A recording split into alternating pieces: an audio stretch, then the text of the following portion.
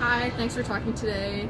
So we're just going to do a short interview on social justice, but before we get to that, I would just love to hear a little bit about yourself. Like, what's your name? Where are you from? Are you a student at Columbia?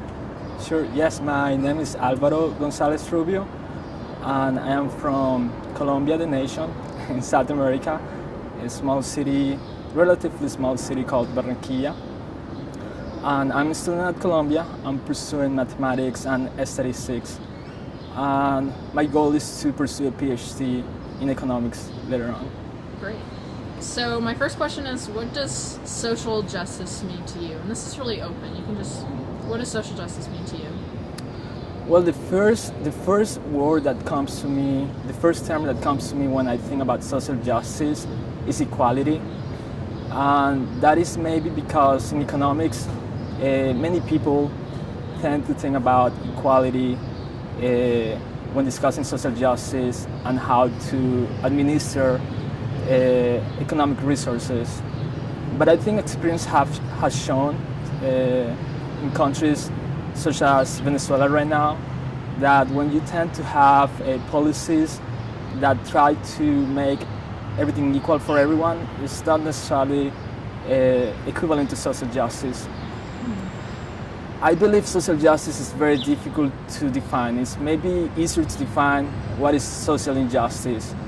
But the best definition that I can come up with when it comes to social justice, it doesn't have to do so much with people getting equal opportunities or more opportunities, but it has to do more with giving more than taking. And I think that social justice has to do, and I'm quoting a very well-known economist called Ben Bernanke. He gave a speech at Princeton in which he lays out the essence of what I'm gonna say, and he pretty much states that basically those who are given the most opportunities or the most resources in society have the biggest responsibility with society to give back to them. So I believe social justice is that. It's not so much about receiving, but giving, and giving accordingly to what you have received in life. Thank you.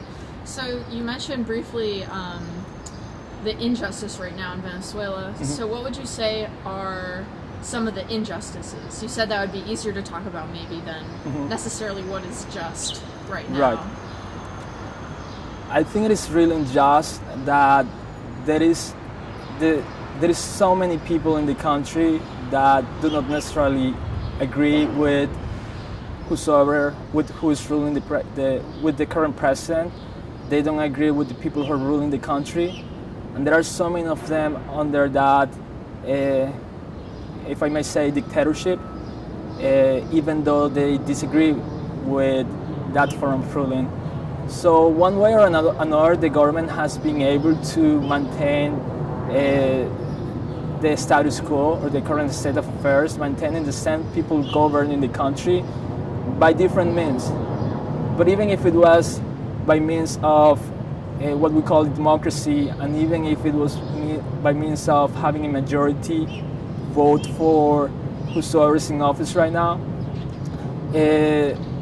that quote-unquote majority is so small in proportion, the margin is so small that you have so many other people in disagreement that causes a turmoil in the country. So I believe in this case, there is a flaw in the definition of what is democracy and how it is being applied to this country. And certainly it is also unfair that the current government is it's also getting away with doing things that are not within the Constitution to maintain its ruling in the country. Yeah, thank you. So the last question I have is, in what ways do you think should democracy and should the government, the role of the federal government, help ensure justice for people? Just generally, how do you think democracy could help social justice? I think when it comes to the government and democracy, again, it doesn't have to do so much with other people, but with us. So if by democracy we're electing people, I think they should hold onto what they promised to their people. But many times, once they achieve power, because of politics, they don't fulfill the promises.